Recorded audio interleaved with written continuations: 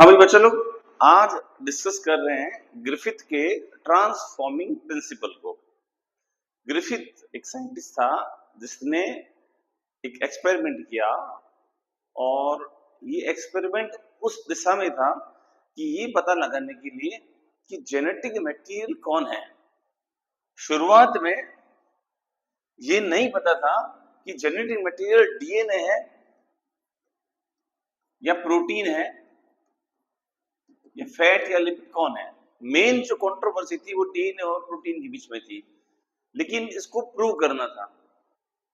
तो इस सीरीज में सबसे पहले ग्रिफिथ ने एक एक्सपेरिमेंट किया जिसे हम ग्रिफिथ इफेक्ट भी कहते हैं या ट्रांसफॉर्मिंग प्रिंसिपल कहते हैं।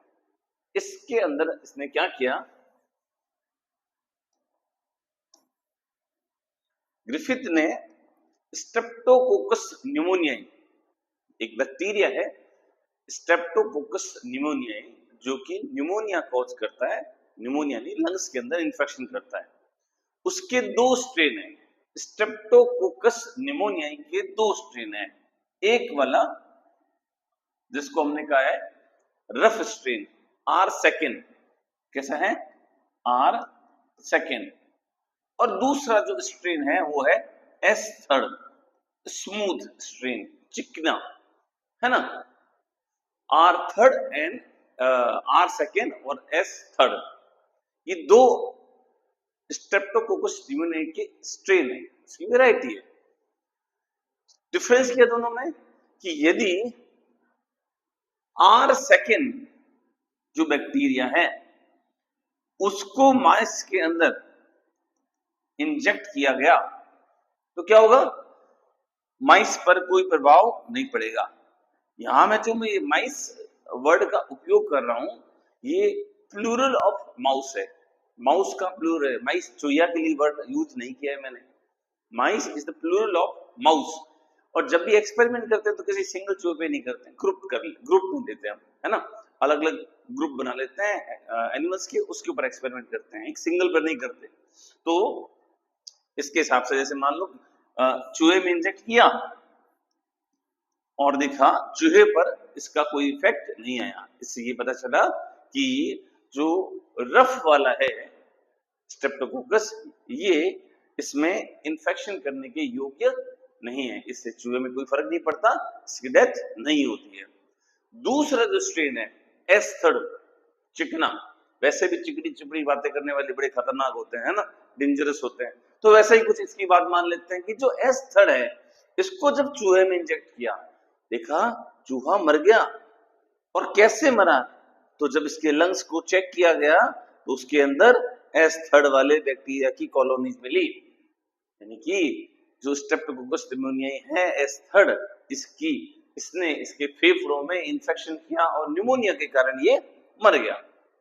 इतनी कहानी हो गई। अब तीसरा स्टेप लिया, क्या लिया, ये जो एस थर्ड है इसको किया गर्म, इन बैक्टीरिया को हीट किल्ड किया, गर्मी से मार दिया, बॉईल किया, मान लो मर गए। हीट किल्ड एस थर्ड को जब माइस में इंजेक्ट किया तो देखा माइस अलाइव था, जीवित था, यानी कि यदि एस थर्ड जो स्ट्रेन है इसको यदि चूहे में इंजेक्ट करते हैं तो चूहे की डेथ नहीं होती है। इसका मतलब ये हीट किल्ड करने के बाद में इन्फेक्शन करने योग्य नहीं रहता है। नेक्स्ट स्टेप में क्या करा, अब यहां ये स्पेशल केस ले लिया इसने कि आर सेकेंड तो लिया नॉर्मल और ये लिया हीट किल्ड, यहां पर कॉम्बिनेशन है R second plus S third का, पर एस थर्ड कैसा है, आपने कहा साहब ये तो हीट किल्ड है, ये मरा हुआ है ना। हीट किल्ड के एक्सट्रैक्ट को लिया और आर सेकेंड को लिया जीवित को, दोनों के मिक्सचर को हमने जैसे ही चूहे में डाला कुछ समय बाद देखा चूहा मर गया। और जब चेक किया गया तो इसके लंग्स के अंदर आर सेकेंड और एस थर्ड दोनों टाइप प्रेजेंट थे।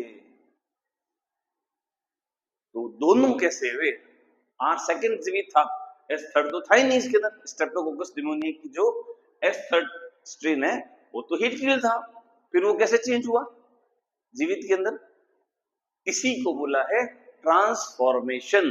तो ऐसा माना गया कि कहीं न कहीं जो एस थर्ड है, इसका जो कंटेंट है, इसने आर सेकेंड को एस थर्ड में चेंज कर दिया होगा। पर वो क्या था? वो डीएनए था, आरएनए था, प्रोटीन था, कार्बोहाइड्रेट था, लिपिड था, इसकी जानकारी उस समय तक नहीं थी। बस इतना पता चला कि एनी हाउ आर सेकेंड जो है वो एस थर्ड में कहीं ना कहीं कन्वर्ट हो गया, इस कारण इस चूहे की डेथ हो गई। और ये आर सेकेंड का एस थर्ड में कन्वर्जन क्या कहलाएगा? ट्रांसफॉर्मेशन, रूपांतरण, रूप परिवर्तित हो गया, रूपांतरण हो गया। और इसी को हम कहते हैं ग्रिफिथ इफेक्ट, ग्रिफिथ प्रभाव भी कहते हैं। What is the genetic material? इसकी खोज के लिए ये एक पहला एक्सपेरिमेंट है जो कि किया गया था।